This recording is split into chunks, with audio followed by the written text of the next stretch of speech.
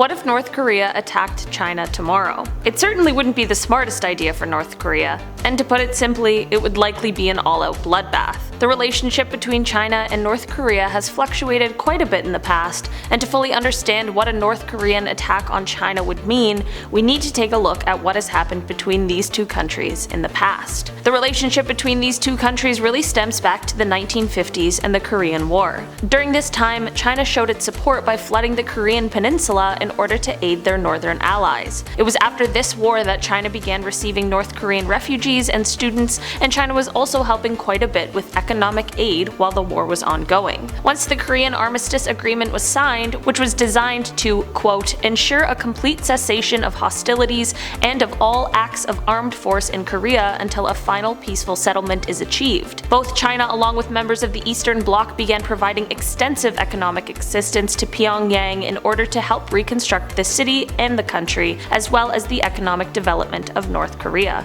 So this was all going on from about 1950 to 1953 or 54, and then in 1956 came the August Faction Incident. This is when some pro-China figures within the Korean government tried to remove Kim Il-sung from power with the support of China and the Soviet Union. This of course failed, so the only thing it really did was form the historical basis for North Korea to fear Chinese interference. Despite this, however, the two countries stayed on relatively friendly terms. In the 1960s, there was more deterioration in the relationship between the two countries when the Korean Workers' Party criticized the Cultural Revolution, which was a socio-political movement in China which was launched by Mao Zedong. The goal of the movement was to preserve Chinese communism by purging all remnants of capitalist and traditional elements from Chinese society. The Korean Workers' Party also described Mao Zedong as an old fool who had gone out of his mind. Because of this, the People's Republic of China, or the PRC, recalled its ambassador from Pyongyang in October of 1966.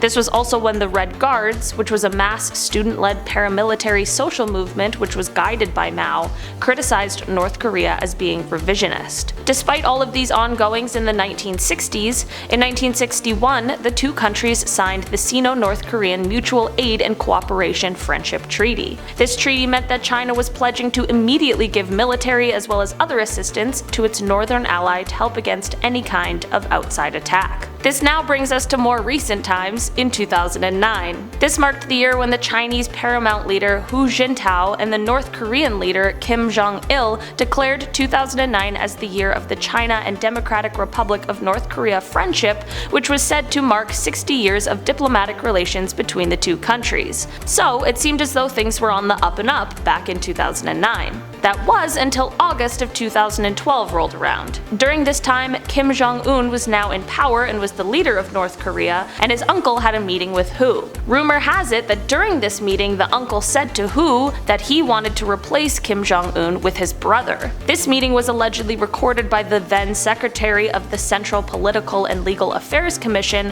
who then informed Kim Jong-un of what was said. In December of 2013, the uncle who came up with this plan was executed for treason, and in 2014, the secretary I just mentioned was publicly put under investigation for corruption and other crimes and was arrested in December. This is super important because it was said that this was when the distrust Kim Jong-un has for China was really sparked because they had failed to inform him of this plan to overthrow him, and China began to dislike him because he executed someone that they trusted. By mid-2013, the relationship between the two countries hit a low point and things weren't getting any better anytime soon. Back in 2006, there was a strain in the relationship between the two countries when Pyongyang tested a nuclear weapon and Beijing backed UN Security Council Resolution 1718, which imposed sanctions on the city. This kind of marked a shift in the tone that was coming from China. It shifted from more diplomatic support to punishment. This is important because in 2017, after the North Korean missile launch test,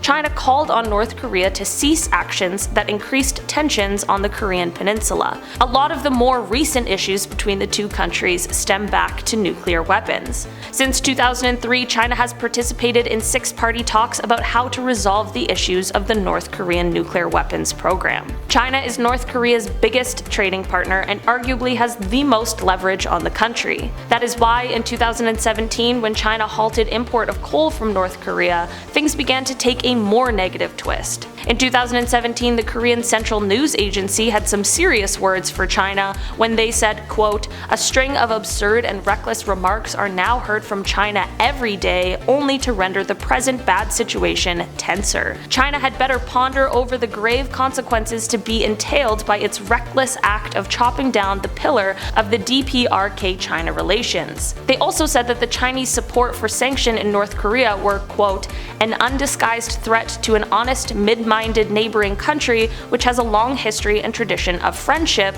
and that, quote, "the DPRK will never beg for the maintenance of friendship with China." Since 2018, things have slowly been on the rise between the two countries, and the relationship is undoubtedly getting better, but now that we understand the complicated history between the two countries, what would happen if North Korea attacked China tomorrow? Well, it probably would be terrible for North Korea.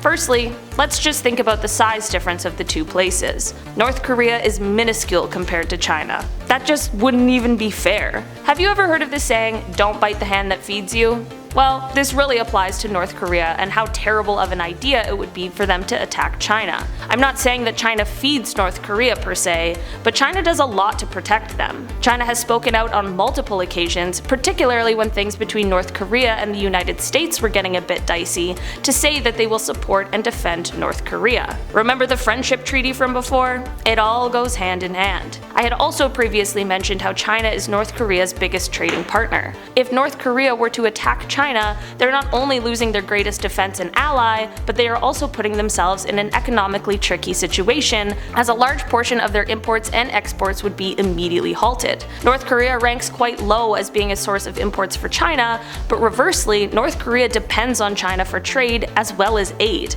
not to mention how expensive it is to cause an attack on another country. If North Korea were to attack China tomorrow, the chances are that it would likely be some sort of nuclear attack. I mean, why would you spend all that time with your nuclear weapons to the detriment of the relationship with your closest ally, only to never use them? Also, this is truly the only way that North Korea can make a large enough impact on China, as, like I mentioned before, the size difference is just too huge. At the end of the day, an attack by North Korea on China would cause a lot of chaos. It would be one of the worst military ideas for North Korea, and it just wouldn't get anyone anywhere. It might even completely backfire on North Korea and cause China to gain even more power by taking over the country in the end. I think the good news here is that it doesn't seem like this one is gonna happen anytime soon. I mean, at least we hope.